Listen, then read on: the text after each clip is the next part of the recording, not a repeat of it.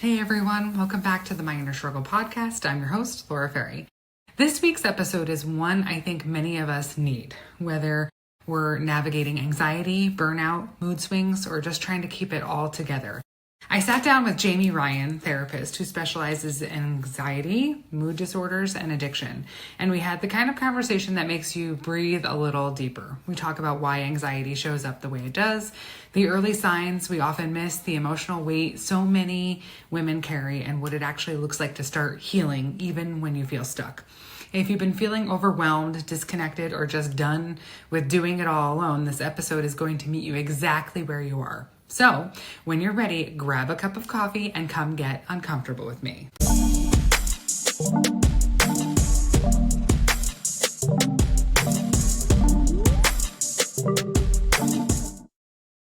Hey, Jamie, thanks for being here. I'm so glad that we're doing this. Me too.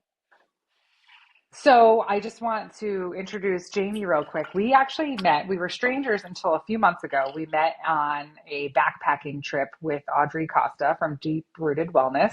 And we were complete strangers and showed up in the woods together. And Jamie, you were actually the one, I'm just going to mention this because it is always the top of mind, that I was late. I had my whole drama beforehand or whatever, and we're walking into the woods and you turned to me and said, "What are you looking to get out of this weekend?" And the words just poured out of me. And that led me on sort of a path to stand up for myself a little bit, which was kind of neat. But anyway, this is Jamie Ryan. Jamie, why don't you tell us a little bit about yourself and what you do? Sure.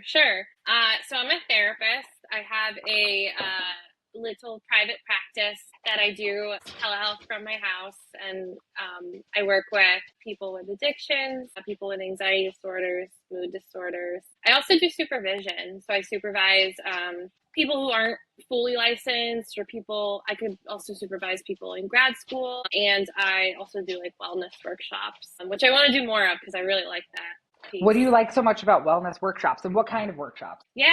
So right now I'm doing like just a free one every like 2 months at my local library. Like they offer it to our town's residents for free, and I just like bringing kind of like people together, community, and like talking about mental health and wellness, and making it so it's not like something weird to just meet up and Mm-hmm. talk about. So important. Yeah. Yeah. Yeah, that's awesome. So what kind of things do you do with them? Is it just kind of talk therapy or do you do activities with them? Yeah, so it's not necessarily like therapy. It's like next month I'm doing one, and it's about grief around the holidays, because that's like a big thing. I think it comes up for a lot of people. Hmm. It's a tough time to deal with grief. So what we're doing is I do a little bit of like education, and I usually do an activity. Next month I doing grief around the holidays, little education, and I do an activity. So next month I'm making holiday like picture frames. So I'm bringing Hmm. picture frames and like paint and stuff to decorate them. And they can bring a picture with them of like their loved one. And loss isn't, always just a person, but if it is, they can Right. bring that in, picture, share, and then there's also going to be like hot cocoa because That sounds like fun. yeah. And where are you located? What library would that be at? So that's at the East Hanover Library. I think it's only for town residents, but I was actually, my husband was telling me to talk to her and ask her if like out of town residents could come and just pay like $5 or something, just so like it's open to more people. Yeah. So, obviously, this podcast is a little about personal growth, our own personal growth journeys. We met on this backpacking adventure, and that in itself, um, was kind of a big leap. I don't know, for of faith for me. Did you have that same kind of feeling when you were going to go backpacking? Like you saw this thing. Like, tell Yeah. me how you found out about it, and then like what made you decide to pull the trigger and do it? Yeah, that's a good question. So I've been doing a lot more things lately for like personal growth and healing, and a lot of like different out of the box things and things that are different. And I saw that and I was like, oh my gosh, I really want to do that. I really want to, again, do this kind of like out of the box, like Hmm. wellness thing. And so I just signed up and I've been kind of doing that with different things, here and there the past maybe year or so. What are And some of the other things that you've like dove into? I'm curious if you want to yeah. share. Oh yeah. I'll share. So I've been doing like sound healing. I tried Reiki. I tried a Kundalini spiritual awakening, which was wild. Okay. If you've ever heard of that. I have heard of it. What is it? So it is like these people who are like trained in this. They come from Florida. This specific group, and they came into a yoga studio in Millburn, Hmm. and they basically like play different instruments. They play like very specific music, and then they use touch as well to kind of, and some people experience different things. I thought it was really really cool. I actually still remember it. One of the um, this is gonna sound weird and That's wild, but okay. I'm gonna say it. One of the things that like I saw was, I guess it was kind of like drum beats or whatever, and I saw me and like all my relatives, most of them are dead, Hmm. dancing. Saw none of them were alive. We were all dancing in a circle, like a drum Hmm. circle. I and like that was like my visual for like a good part of this like thing. That's really cool. That's really interesting. I know. Yeah. It's like I just wrote a blog about this. It's like I keep getting weirder, and like not, and I'm okay with it. Like I'm trying all these different things, the same thing, and that's how we figure out who we are, right? And where we're going is by exposing yourself to all these things outside the box, like you said, because we can keep doing the same thing. So, like in your therapy practice, do you talk about some of these things too? Like, oh, you should say, if you see somebody that's struggling, do you suggest like maybe you should try a sound bath? Maybe you just to kind of break out of the cycle? Yeah, not necessarily. I mean, I actually have a suggested Audrey's wellness retreats Mm-hmm. to like maybe two different people who I thought it would really be Mm-hmm. beneficial for. It depends because yeah, it just depends. But I Yeah. guess depending on the person, like I might Yes. recommend it. Right. But Right. If it fits. Yeah. yeah, if it I fits. That makes sense. I think talk therapy, I'm a huge, huge, huge, huge fan of, but I think it's not the only thing, obviously, right? We have to push ourselves a little bit outside of our comfort zone to kind of see what speaks to us, right? Like all those different like, and then on our own too, like journaling and meditating and all those types of things kind of married together to get us to the next point or a little bit of self discovery. So, do you have can you think of any one misconception people have about therapy that you wish they understood better? Because I have to imagine that you hear things sometimes and they're like, oh, okay. Or I don't think it has the same like stigma that it used to. I think a lot more people, it seems to be this big mental health movement. And at first, I kind of thought that it was because I was in this space, right? Or I'm talking about it, so I'm attracting those people. But I really do think that it's definitely more streamlined than it ever used to be. So, is there anything that you have to add there, like a misconception that people talk about with talk therapy or anything like that? Yeah, it is becoming more, I feel like, acceptable, like for a lot of people, it is becoming more, I want to say like normal. I don't like that word, but Hmm. it is becoming more normal for Main, people. Mainstream, yeah, like, yeah, yeah. mainstream. Yeah, I always say normal is just a setting on a washing machine, so I don't like that's using right. that. I Yes. don't like using that word, but Yeah. yeah, mainstream is a better word. It's becoming more mainstream. I guess like one of the misconceptions that I would say is like, I know for me, like when I do therapy, talk therapy, it's not just talking. Like I do also use evidence based practices, like I pull from like cognitive behavioral therapy and acceptance and commitment therapy, dialectical behavioral therapy. Like I pull from all these different modalities and stuff and use kind of that to navigate. So Hmm. it's not just talking, right? Right.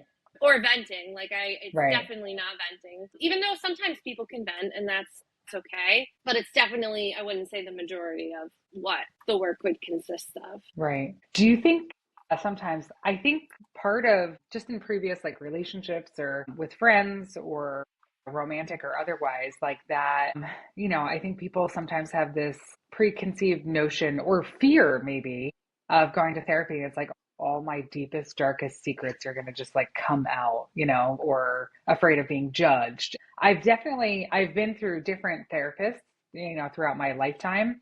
And I think there's someone for everyone, and you have to kind of have a vibe with them. You have to, maybe it's like something more related. I know my daughter loves her therapist, like they get along really well. And she's like, I kind of wish that she wasn't my therapist sometimes because I would love to like hang out with her.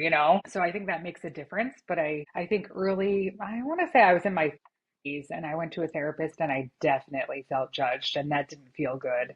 Mm-hmm. So, but you have to, if you're exploring that, I think you have to kind of really almost like interview them to see if you vibe well, just like any other teacher or anything else, right? A doctor, a medical doctor that you're going to, just to see if you fit well, if it makes sense. Do you find that people are, I mean, obviously, if they're going to therapy, hopefully, they're making this decision to help themselves. But Yeah. are people generally resistant like their first few visits? Do you ever experience that where they're kind of like unsure and don't know what to expect, or is your audience more just like ready to move and make change? I would say more so the latter, but I have experienced like the other one too as well. A lot of times it's really just the first session that people are nervous, especially if they've never been to therapy. Hmm. And I kind of sometimes can see that even I do telehealth and I can see it on the screen when people are Right. anxious, and I just try to tell them like it's okay to be anxious. It's something new.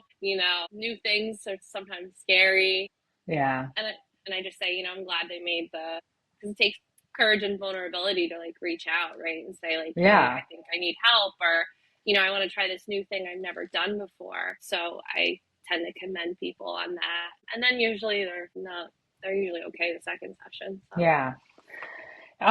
Is there anything, obviously you're here, you're a healer of sorts and you're helping people and that is your mission. What led you to decide to become a therapist? yeah, another great question. Yeah.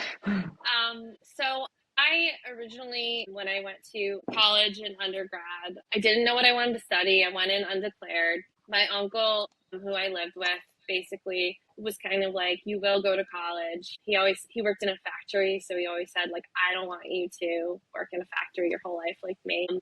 And so he kind of pushed me to go to college because I didn't really like care. So, I took out the student loans and everything and I did it. And then I was kind of like, I took a psychology class and I was kind of really like, I'm interested. Like, I'm interested in like learning more about the brain, or like, why do people think the way that they think, kind of thing. But I was not interested in doing therapy, funny enough.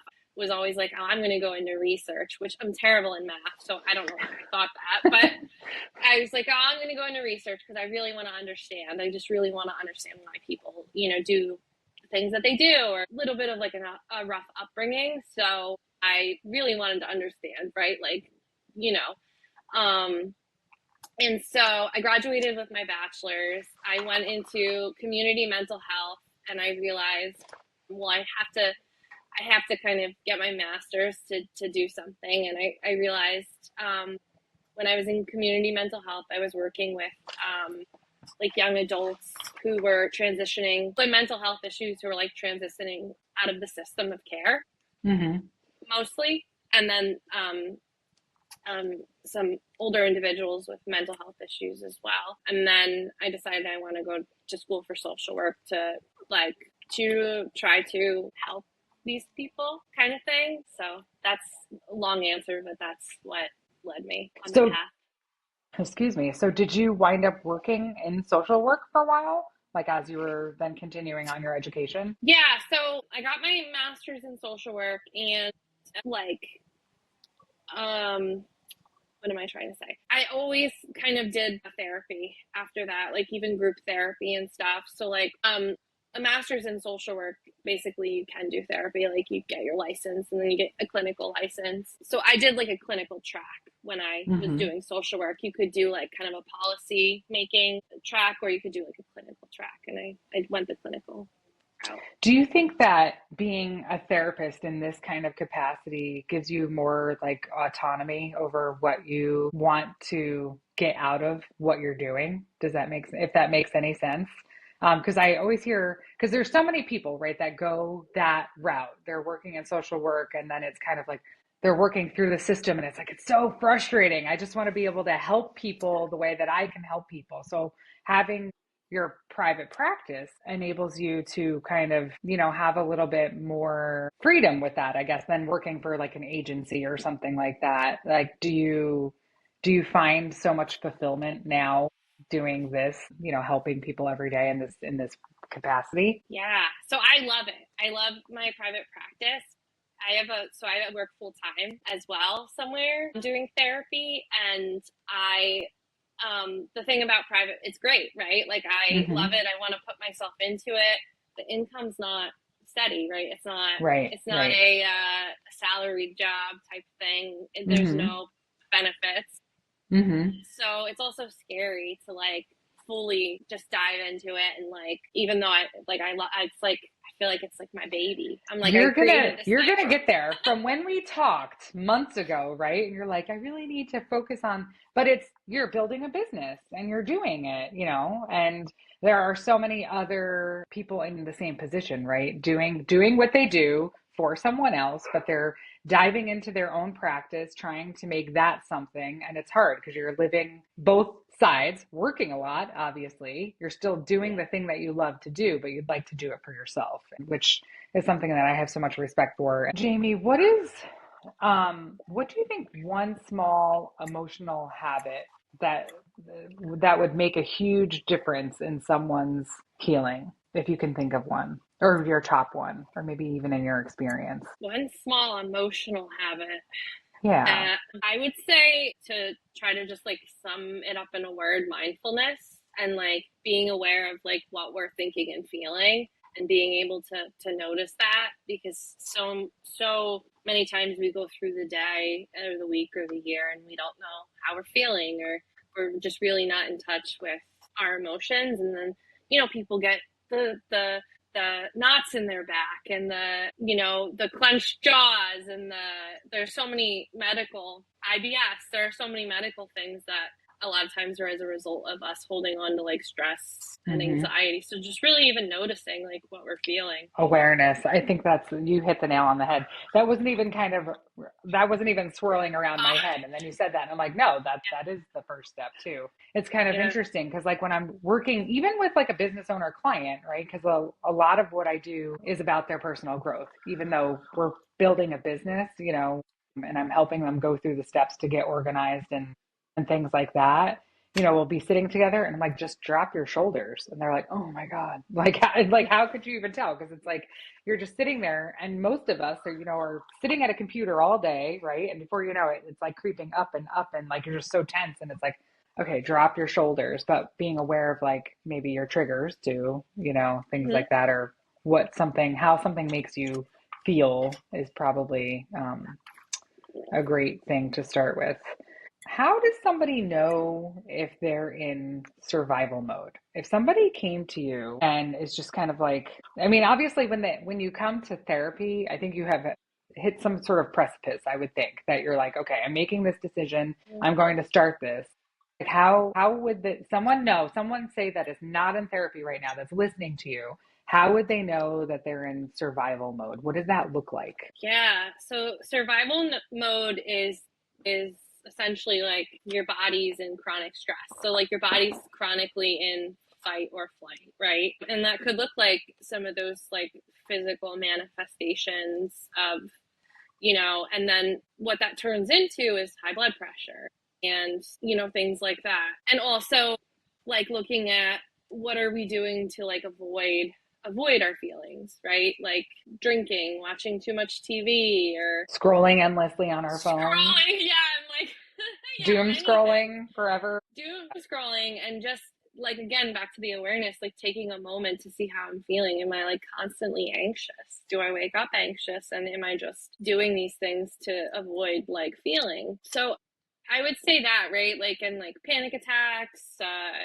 just the feelings of anxiety, right? That's like, again, a physical feeling, whether it's like that heaviness on your chest, there's like worry constantly in your mind. Those are some, things that would indicate kind of like that you're in survival mode or, as a result of like chronic stress. And it could be from childhood, right? And it's just, it never like, because that's the whole thing, right? Like it doesn't shut off. So, Right. Yeah. Yeah. I was in a relationship a few years ago and it was really tough. I felt like that all the time. And I got to a point where I'm like, I'm using my tools. Like, what the fuck? Like, why isn't this getting any better? Like I'm doing all of the things that I know I'm supposed to be doing. And then obviously, I needed to address that because it wasn't getting any better. What's something that you've learned from your clients as you've been practicing, I think you've been practicing for a while. So, like, what's something that sticks out in your mind that you've learned by being a therapist or that your clients have taught you? ooh, I learn from my clients all the time. In particular, like I would say particular jobs I've had, I've learned like even more from my clients.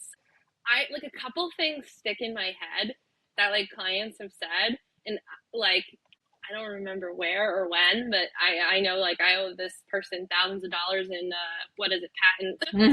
Yeah. Someone once came up with like this phrase, like it's an explanation, not an excuse, and I use it all the time. And I It's an always say that explanation, not an excuse. I don't remember who came up with it. If they're listening, I use it all the time. But meaning in what way? Like, so if I'm telling you about all the different things, I'm sitting in your office and you're like, well, why don't you exercise? You know that it would help your mental health. And I come up with a Mm, list of reasons that I'm not exercising. Would you use it in that capacity? Because those are no. excuses. Yeah, okay. Yeah, no. So give me an No. example of like what that would be, if you can, not to put you on the spot. Yeah, absolutely, absolutely. So like for like to kind of okay, so it was definitely um a client with like some kind of addiction issue. I remember Hmm. that, and those are always the clients I learn the most from. Those are my favorite. But like it's an explanation, not an excuse, right? So like my upbringing is an explanation of why I drink, but now I'm sober and I have the autonomy and the power to like kind of deal with this and choose what I do, right? Hmm. Meaning it's not an excuse to once I get the help or the treatment. It's not an excuse to like make poor decisions, though it's not easy to make those decisions, right? Because your brain thinks you need that thing. Right, But right. In once you order to get get some through. Yeah. right, but once you get some time away, like once you're sober, like it's kind of like okay, that's an explanation why I did those things, but like it doesn't necessarily like excuse the behavior. Right. Okay. So that So makes I hope sense. that's making sense. Yes. No, it makes sense. Yeah. It makes sense. Like I had a shitty upbringing. That doesn't mean that I have an excuse to be a shitty person. Yes, Yeah. exactly. That's Yeah. that's exactly it. It's like okay, all these terrible things happen to me. It's an explanation for my behavior, but it's Hmm. like maybe that I'm a shitty person, but it doesn't excuse it. Like I have the ability to choose what to do if I want to get help, if I want to get treatment, Right. that kind of thing. Right. So you said addiction patients are your favorite to work with. Like, Yeah. why is that? Why is that? Hmm. And you mentioned that you're sober as well. So obviously you have Yes. your own journey and you don't have to share that today if you don't want to, but what is it Yeah. that makes it so special to you? Yeah. And maybe that is why. Maybe like I relate to them on this Hmm. whole other level where I'm like, yeah, yeah. Because I'm like, yeah, it is an explanation, not an excuse. Like, Right. yeah, that's true. Like, so that might be part of it, I think, for sure. Yeah, because it's like a mirror kind of, and you were able to get through that and get to the other side. So helping. Yes. I even know like as coaches, and I hate calling myself a coach. I don't really feel like I don't like the stigma that comes with it, but when you're helping people, right, and you have this niche that you're in, right, just like therapists do too, right, some things that you specialize in, we can help the people because those are the things that we struggled with the most, yeah, that makes sense. So are people coming to you usually like on their road to recovery or not quite yet, or with active addictions, and then you're helping them get help? So I would say, like, as far as my private practice, because I don't have that many see that many people, I would say more so like on the road, like already sober kind of thing. And I would say for the most part, I guess. When I was working in like an IOP, I would see a lot of people in active addiction, or people that, were either mandated to be there, or like wanted to stop and Hmm. were working on it. It was interesting because one of my very first clients when I started my coaching practice was in recovery from alcohol. And over some time, she actually, I think, I want to say she hit like 2 years and she asked me to go to her AA meeting with her when she was getting her chip. So I went. And that was the first time that I had ever been exposed to that or been present in a meeting like that. And it was interesting. It was a huge meeting. There was probably like 50 people there. Actually, I don't know if that's huge, normally or not, but It's it pretty was big.